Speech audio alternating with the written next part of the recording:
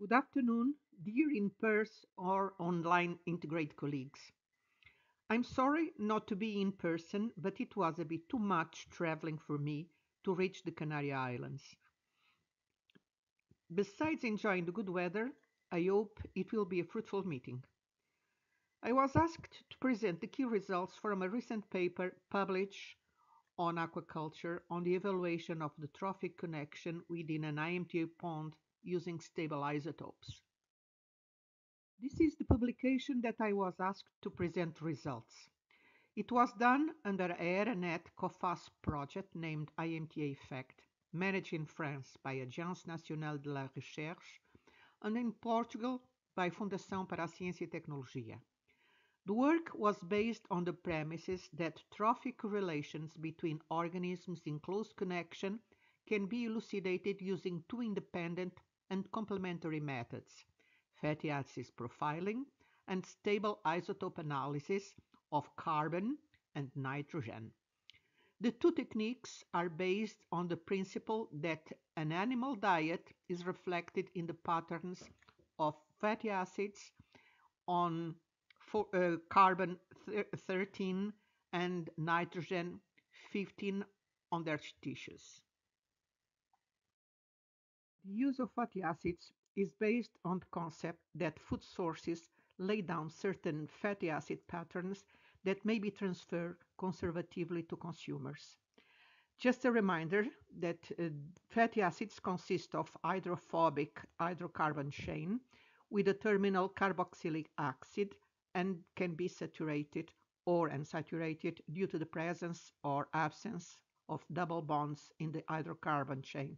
See insert above at right. The graph at left is the fatty acid profile of an organism tissue. The spikes in the graph corresponds to specific fatty acids. These are mainly long-chain fatty acids that contain 16 to 29 carbons in the hydrocarbon chain.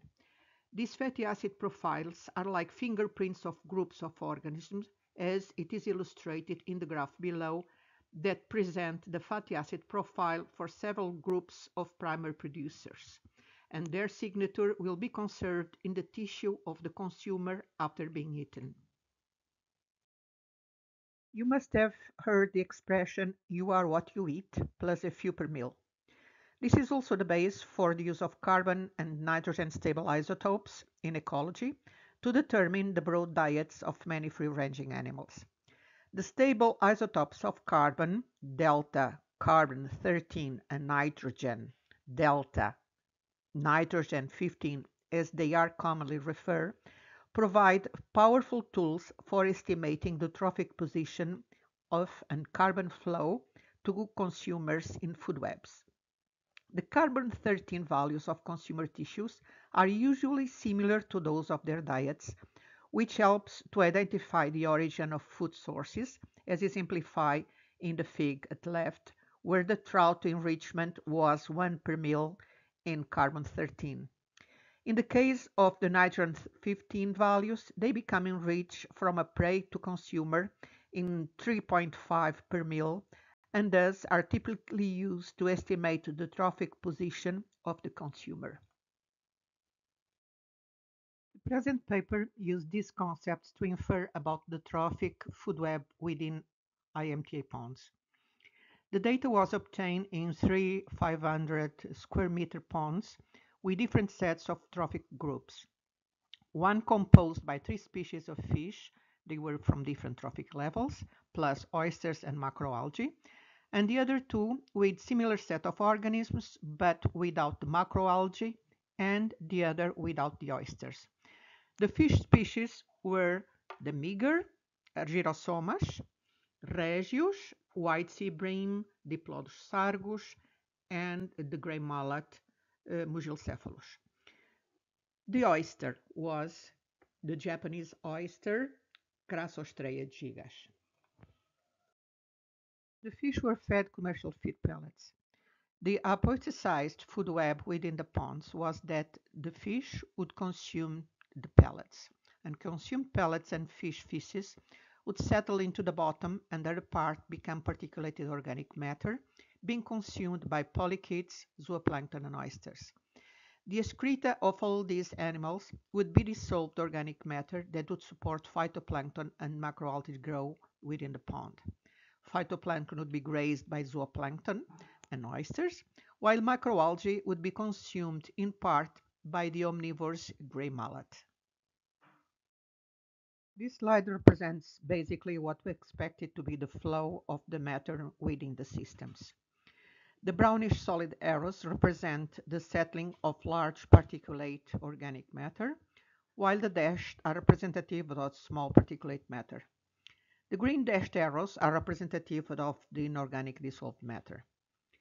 The sample organism for evaluation of fatty acids and stable isotopes were the three fish species, the oysters, polychaetes, large zooplankton, phytoplankton, as spawn or small organic particulated matter, and macroalgae, in this case Ulva flexuosa, Ulva species, and Rhizoclonium riparion. Due to the difficulty to separate phytoplankton from the small particulate matter, these results are given as small particulated organic matter or SPOM. This graph compares the proportion of total fatty acids in fish and feed. We can see that the fatty acid profile of meager in white, white sea bream in light gray, and gray mullet in dark gray were different among them, but structurally similar, with a total of 16 fatty acids identified with a contribution higher of 1% of the total.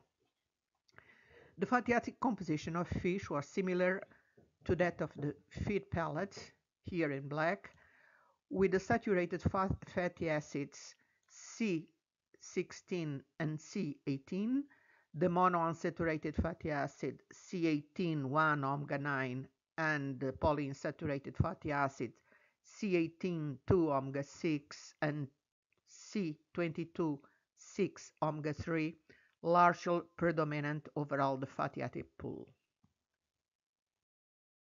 Here we have the comparison of the fatty acid profile of oysters in the pond, fish, oyster, and macroalgae, and in the pond without the macroalgae, FO. Oysters contain also a total of 16 fatty acids with a contribution superior of 1% of the total fatty acids, but the profile was different from fish. They were very rich on the saturated fatty acid C16, but not as much on the other unsaturated fatty acids. The proportion of these were also different between the two treatments that had oysters, fish, oyster, and macroalgae, and fish and oysters. In this slide, we can visualize the level of similarity of fatty acid profile of potential food sources, highlighted here with the green box, as well as fish and oysters in the three ponds using multidimensional scaling plots. Meager in the plots is marked with a square, sea bream with a diamond, and mullet with an inverted triangle. Oysters are marked with a triangle and commercial pellets with a black dot. The other food sources are polychaetes, marked with open circle, SPOM, that's it, phytoplankton with a open diamond, large zooplankton with an open square, and the macroalgae are marked with an X for Ulva flexuosa, a cross for Ulva species, and an asterisk for Rhizoclonium. We can see that in the three treatments, MDS representations show that fatty acid profiles of meager and white sea bream were closer from commercial feed than that of gray mullet. The fatty acid profile of gray mullet was intermediate between those of commercial feed and polychaetes. Fatty acid profile from the three fish species was very different from that of macroalgae. There are different fatty acid profiles between all food sources. The fatty acid profiles of potential food sources of fish and oysters were significantly different in all ponds. The profiles of oysters were very different from those of pellets. Different also profiles of oysters between fish and oysters, and fish, oyster, and macroalgae ponds. The fatty acid composition of oysters were close to those of spom and large zooplankton, and further to those of feed pellets. Large zooplankton from fish and oysters were different from fish, oyster, and macroalgae, and fish and macroalgae ponds. The fatty acid profiles of zooplankton are close to that of polychaetes. There is also common characteristic with fatty acid profiles of zooplankton between ponds and common characteristic with fatty acid profiles for phytoplankton.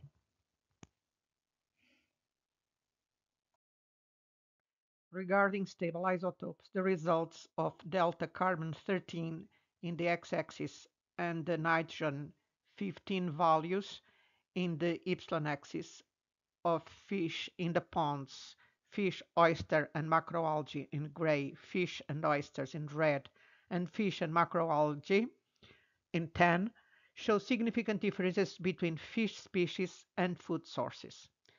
Commercial feed, marked as the black dot close to the crossing of the two axes, was carbon-13 and nitrogen-15 depleted compared to polychaetes and macroalgae. Polychaetes were significantly C13 depleted and nitrogen-15 enriched compared to the macroalgae species. They also show similar delta C13 and nitrogen-15 values in fish, fish and oysters, and fish, oysters, and macroalgae ponds.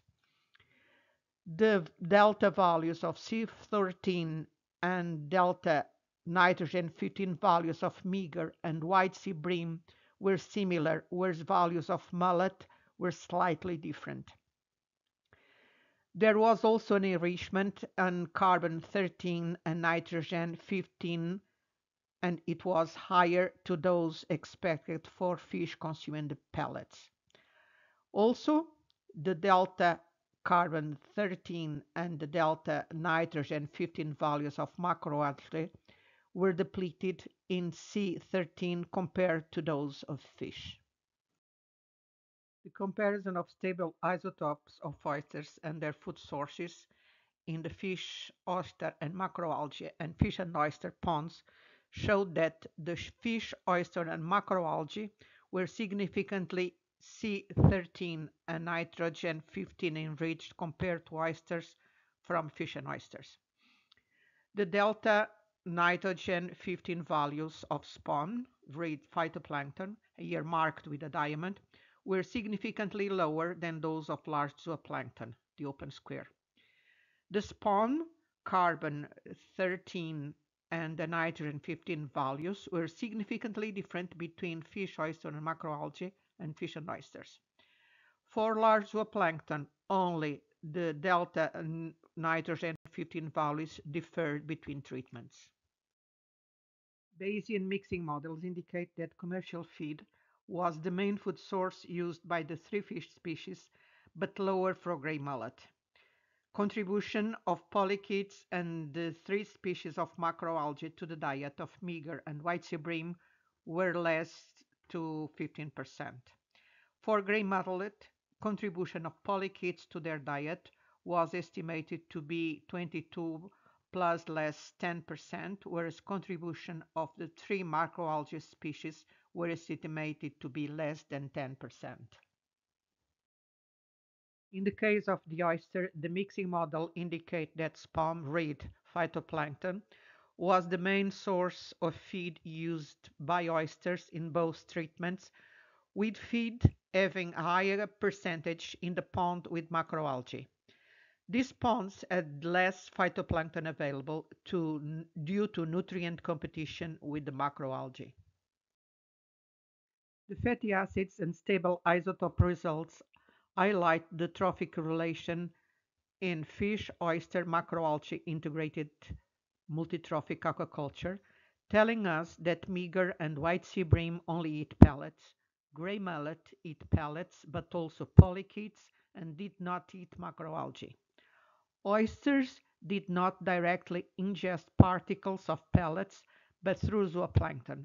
They eat also phytoplankton. Zooplankton eat particulate pellets and phytoplankton. Macroalgae and phytoplankton use the dissolved organic matter. For now, the results from the fatty acid and stable isotope study enable to correct our previous perception of the food web in the ponds to this one, the correct representation with the actual knowledge of flow of the matter within the IMTA pond systems.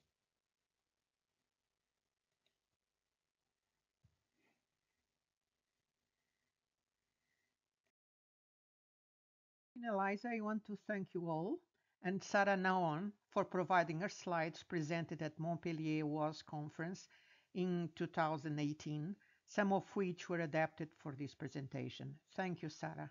Thank you all. Gracias, obrigada, merci, bye bye.